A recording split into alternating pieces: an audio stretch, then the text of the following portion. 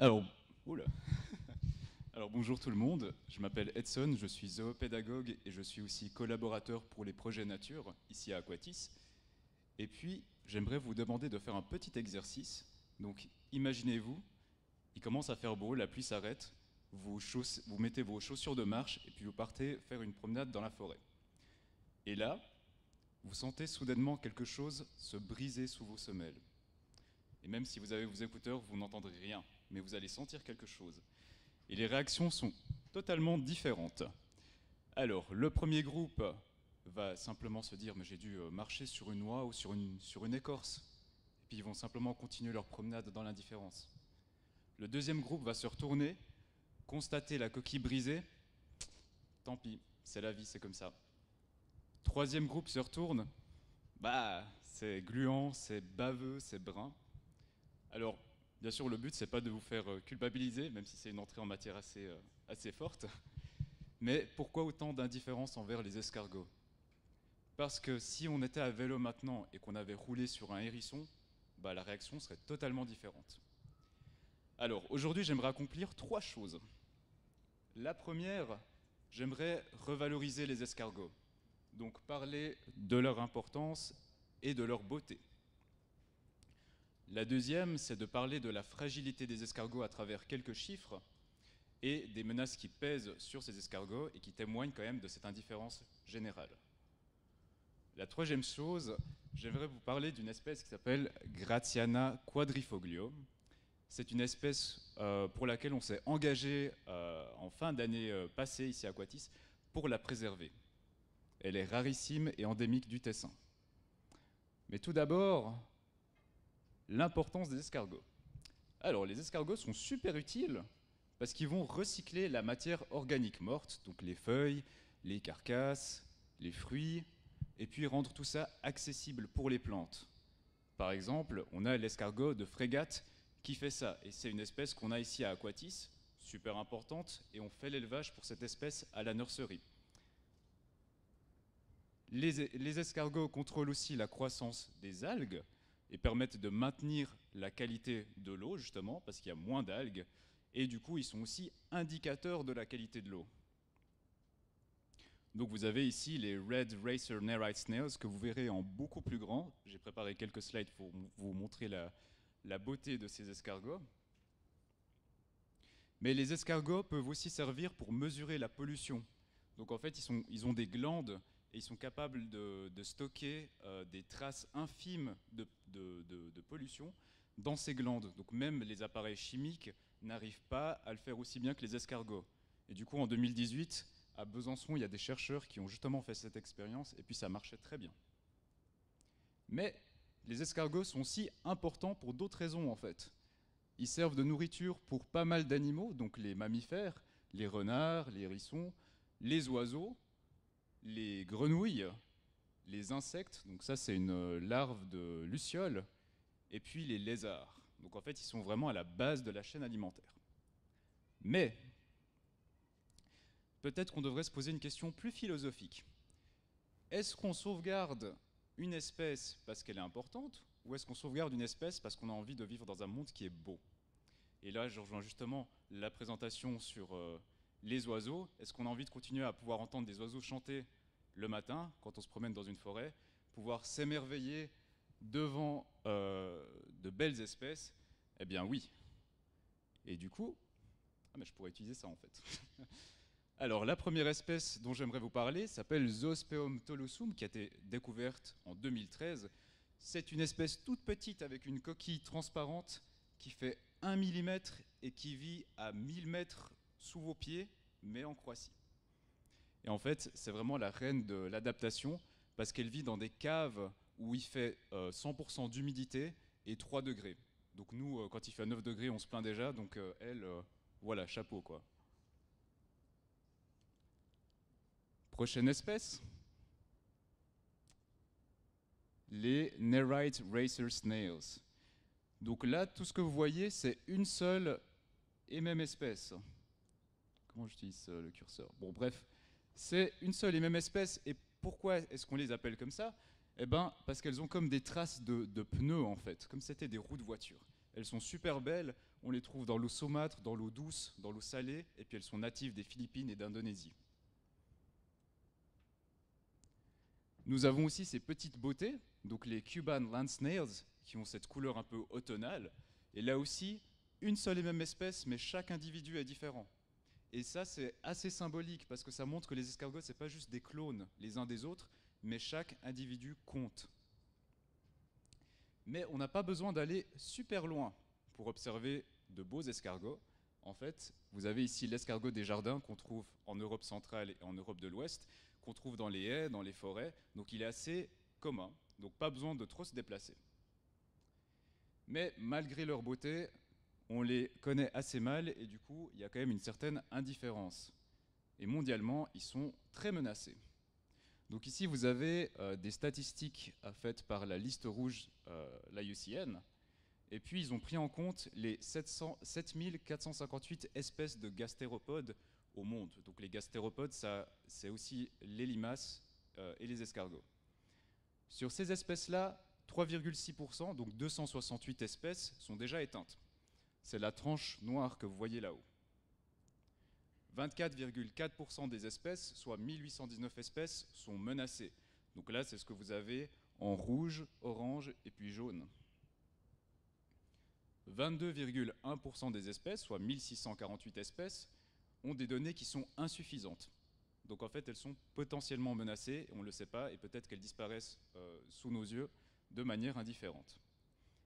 En plus de ça, il y a toutes les espèces qui n'ont pas encore été cataloguées, qui existent, qui font peut-être 1 millimètre, peut-être même moins, et qui continuent à disparaître. Alors on se dit que peut-être en Suisse c'est mieux, eh bien c'est pas tout à fait le cas. L'Office fédéral de l'environnement a évalué 249 espèces de mollusques, et sur ces 249, 101 espèces, donc c'est 41% qui sont menacées. Donc chez les mollusques terrestres, c'est 72 sur 181 espèces, soit 40%. Terrestres, j'ai dit, ou terrestres. Et chez les mollusques aquatiques, c'est 29 espèces sur 68, soit 43%. Donc on s'en sort pas mieux. Constat assez triste. Alors pourquoi ce déclin ? Vous voyez, les escargots vivent dans des environnements assez variés. Vous avez les ruisselets, les sources, les forêts, prairies, les cours d'eau, les murs de pierre, donc entre les interstices là, les eaux stagnantes, les rochers et les éboulis. Il y a plusieurs menaces qui pèsent sur ces écosystèmes. Vous avez le captage pour l'eau potable, les barrages et le pompage des eaux souterraines qui vont en fait faire baisser la nappe phréatique. Donc ça va assécher les sources. Et avec ça, on a le premier qui disparaît. Il y a les canalisations des cours d'eau qui va réduire la longueur des cours d'eau naturels. Et en plus de ça, ça va augmenter le débit. Donc c'est beaucoup trop rapide pour les escargots. Ça disparaît. Il y a l'eutrophisation. L'eutrophisation, en d'autres termes, ça veut simplement dire qu'il y a beaucoup trop de nutriments dans un environnement. Donc il y a prolifération d'algues et quand ces algues meurent, ça appauvrit l'eau en oxygène. Donc on a aussi des escargots qui disparaissent dans les eaux stagnantes. Après, il y a l'urbanisation et les pratiques agricoles qui vont faire régresser les prairies. On a les projets de construction parce que, bien sûr, on aimerait que tout soit beau, alors on va détruire les murs de pierre et puis les ruines. Et puis là, ce que vous voyez en bas, c'est les éboulis. Donc souvent, dans les éboulis, vous avez des forêts assez denses qui empêchent les cailloux de tomber sur les villages. C'est assez cool. Le problème, c'est que ces forêts, elles ne sont pas du tout entretenues. Donc, vu qu'elles ne sont pas entretenues, elles sont trop denses et il n'y a pas assez de lumière qui atteint le sol. Pas assez de lumière pour les escargots. Et ces menaces valent pour beaucoup d'autres espèces, évidemment. Du coup, ici, à Aquatis, on s'est engagé pour sauver des escargots. Alors, on a commencé par les escargots endémiques des Seychelles. On a un élevage ex situ ici à la nurserie. C'est un escargot qui est donc EN, endangered. Et puis on a eu des bébés récemment. Donc là vous voyez, ils sont tout petits, ils font à peine quelques millimètres. Mais ils sont super importants parce que c'est eux qui vont permettre de recycler l'humus des forêts tropicales. Sans eux, on n'aurait pas d'arbres. Mais on s'est quand même dit, ok, c'est bien beau de sauver des espèces exotiques, mais on a sûrement des espèces chez nous qu'on pourrait aussi sauver. Et donc, On est allé voir dans la liste rouge des espèces menacées en Suisse, et on a cherché les espèces qui ont les plus hauts critères dans cette liste. Donc, les plus prioritaires au niveau national, et puis celle pour laquelle la Suisse a la plus grande responsabilité au niveau international. Et là, on est tombé sur 3 espèces. Alors, la première espèce dont ma collègue Sabine a parlé, c'est l'apron, ou le roi du Doubs. Cette autre espèce-là, c'est Gratiana quadrifoglio. Donc c'est justement cet escargot qu'on aimerait sauver. Et puis la troisième, c'est une plante tropicale. Donc sur ces 3 espèces, on s'est déjà engagé pour 2 espèces.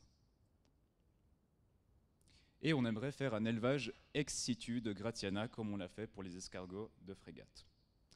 Alors, Gratiana, c'est qui? C'est une espèce rare et endémique qui fait 1,5 mm.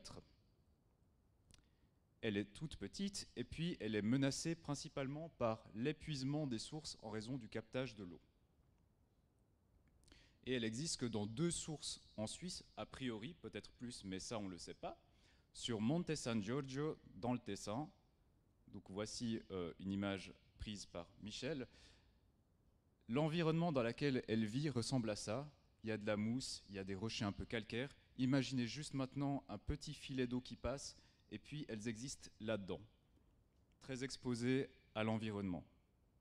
Alors, qu'est-ce qu'on a fait pour l'instant?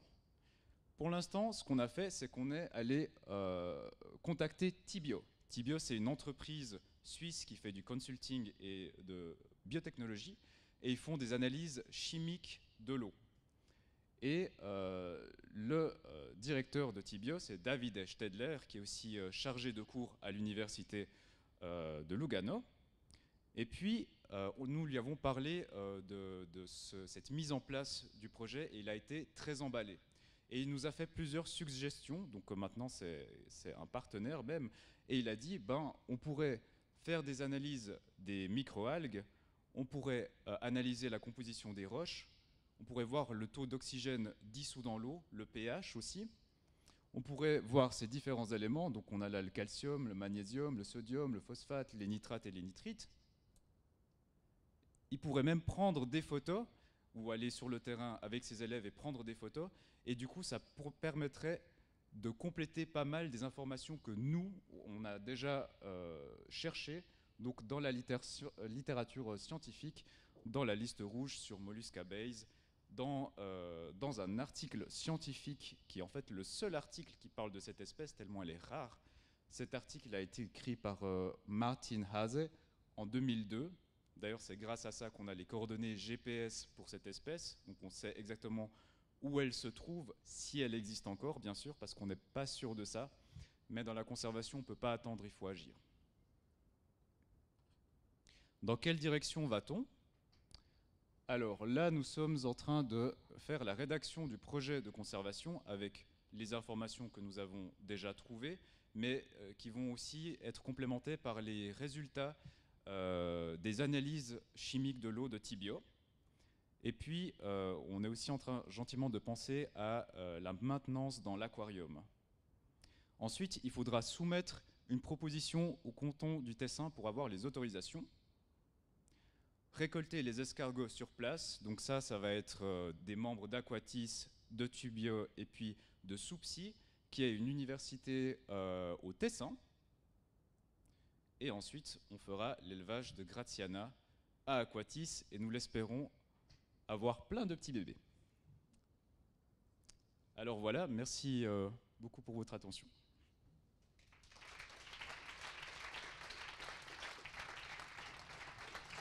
Merci beaucoup, Edson.